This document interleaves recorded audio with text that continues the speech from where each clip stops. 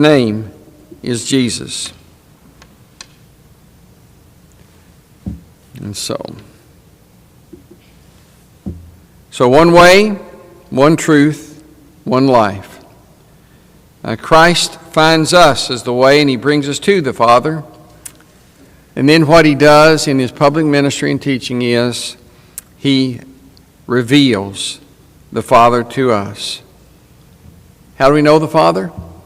We have to place our trust in Jesus Christ because he is the one that shows us the Father.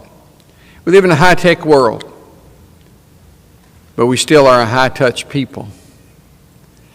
Faith can tell you that she hears my frustration at times when I try to call an airline and make an airline reservation, or I try to call my insurance company and I try to say I need to talk to someone in person.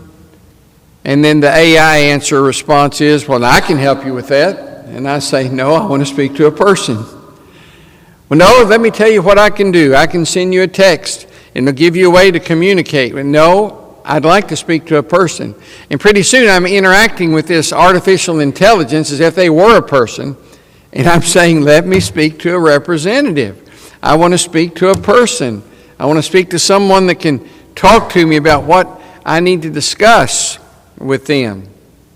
And basically what I'm saying is I want to talk to someone who knows my name. I want to hear their voice.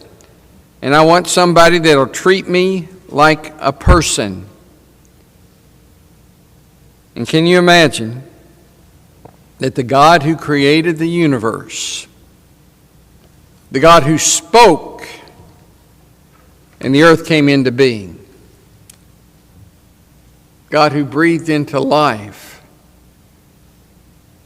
the life that Adam would soon possess. And that's the God that wants to speak to you, that he wanted his Son to reveal to you, and he wants you to know him by name.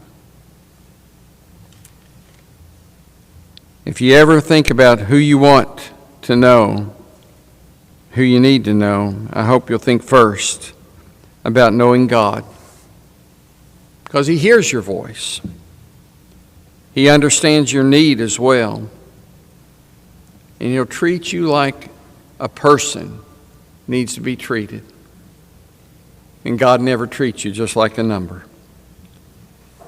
I think we sometimes feel more like objects instead of subjects in our interactions with artificial intelligence and a variety of different institutions. You maybe have thought this before in your own life. It used to be the customer is always right. And if you think that's true, try to convince a computer that their reimbursement or lack of reimbursement on a medical procedure you've had needs to be addressed. It's hard to argue with these big, massive computers. Hard for me to think the fact that in that little cell phone we carry around, that it's stronger than those huge computers running tapes through them that helped launch the Apollos rocket to the moon and to keep it on track, constantly readjusting its course to make sure it got to the moon and back. And we've got more power than those computers had in one little cell phone we carry around today. But in all that's happening with artificial intelligence, I appreciate what can be done through that, but it doesn't meet that human touch qualifier that we want to have. So, as you're reading through John 14, 1 through 6, then in just a couple of verses after that, there's going to be this verse where Philip asks Jesus Christ, he says, Lord, show us the Father. And when he says that, there's something beautiful in that request, and there's also an element that's painful. Philip had been near Jesus for 3 years, but he still asked, show me the Father. Now, I was baptized when I was 13 years old, January 2nd, 1972. So I've been endeavoring to work walk with the Lord since that time. So 54 plus years. But there are still times that I've experienced in my life, and it goes back to the prayer that was led this morning,